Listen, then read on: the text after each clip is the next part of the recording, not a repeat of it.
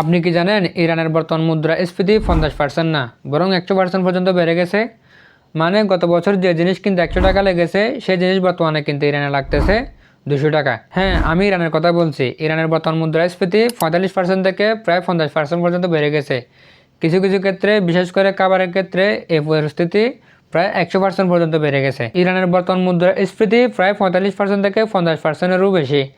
আর কিছু ক্ষেত্রে, বিশেষ করে খাবারের দাম 100% পর্যন্ত বেড়ে গেছে। ইরান ইসরায়েলের চলমান যুদ্ধের পরিস্থিতিতে এই পরিস্থিতি আরও ভয়াবহের দিকে যাচ্ছে। ভাবুন তো, একটা সাধারণ পরিবারের জন্য এটা কতটা কঠিন হতে পারে। আপনি এখন বলতে পারেন আমাদের বাংলাদেশের অবস্থাও তো তেমন ভালো না। হ্যাঁ, একদম ঠিক। বাংলাদেশেও ইনফ্লেশন আছে প্রায় 9% থেকে 10%। বাজারে গেলে আমরা সবাই টাইর পাই, দাম বাড়ছে। কিন্তু পার্থক্যটা কোথায় জানেন? ইরানে 100 টাকার জিনিস এখন বর্তমানে 150 টাকা বা 160 টাকা, বা কিছু কিছু ক্ষেত্রে 200 টাকা।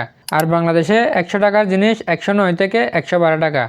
মানে আমাদের দেশে চাপ আছে, কিন্তু ওদের দেশে অবস্থা প্রায় বিপর্যয়। ইরানের এই অবস্থার পিছনে আছে নিষেধাজ্ঞা, মুদ্রার পতন আর অর্থনৈতিক অস্থিরতা। আর বাংলাদেশে এই সমস্যাগুলো থাকলেও এখনো পুরো সিস্টেম ভেঙে পড়েনি। তাই পরের বার যখন বাজারে গিয়ে মনে হবে সবকিছুর দাম এত বেশি, তখন মনে রাখবেন আমরা এখনো অনেক ভালো আছি। কারণ পৃথিবীতে এমনও দেশ আছে যেখানে মানুষ প্রতিদিনই লড়াই করছে একটু বেঁচে থাকার জন্য। কিন্তু একটা কথা আপনি অস্বীকার করে পারবেন না, ইরানের এই ভয়াবহ পরিস্থিতির মধ্যেও ইরানের রাষ্ট্র ব্যবস্থা কিন্তু খুব স্বাভাবিকভাবে চলতেছে।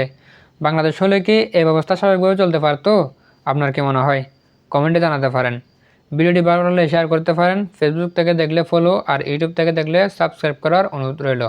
আসসালামু আলাইকুম ওয়া রাহমাতুল্লাহ।